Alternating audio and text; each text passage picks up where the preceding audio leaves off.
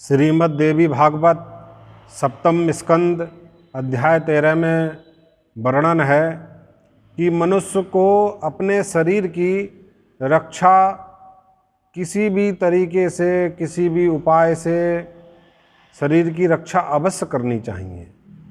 अगर शरीर की रक्षा करते समय यदि कोई पाप हो भी जाए तो बाद में पाप से मुक्ति पाने के लिए प्रायश्चित अवश्य कर लेना चाहिए।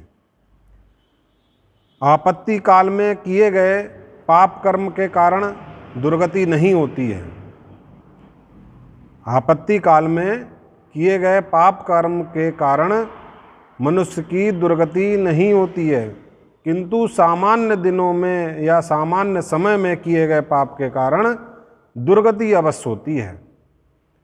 आप लोग अगर आपके प्राण, आपका जीवन बिल्कुल अंतिम समय में हो, चरम सीमा पे हो कि अब मेरे प्राणांत निकल जाएंगे, तभी आप पाप कर्म करें, क्योंकि आपत्ति काले मर्यादा नास्ति, आपत्ति काल में मर्यादा नहीं रखनी चाहिए और बाद में उसका प्रायश्चित अवश्य कर लेना चाहिए।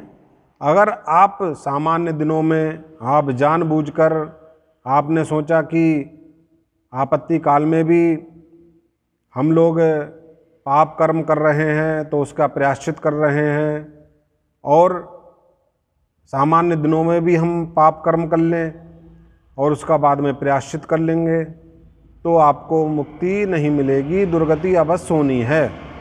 कहने का आशय यह है कि सामान्य दिनों में व्यक्ति को जानबूझकर पाप कर्म नहीं करना चाहिए। आपत्ति काल में अगर शरीर की रक्षा कर रहे हैं, आपत्ति काल में अब आपको लग रहा है कि मेरे प्राणांत निकलने ही वाले हैं, तब ही आप पाप कर्म करें, नहीं तो पाप कर्म नहीं करें। और सामान्य दिनों में अगर आप पाप कर रहे हैं तो उस आपकी दुर्गति अवश्य होनी है। जानबूझकर आप लोग पाप कर रहे हैं तो उसकी दुर्गति अवश्य होनी है। हर हर महादेव।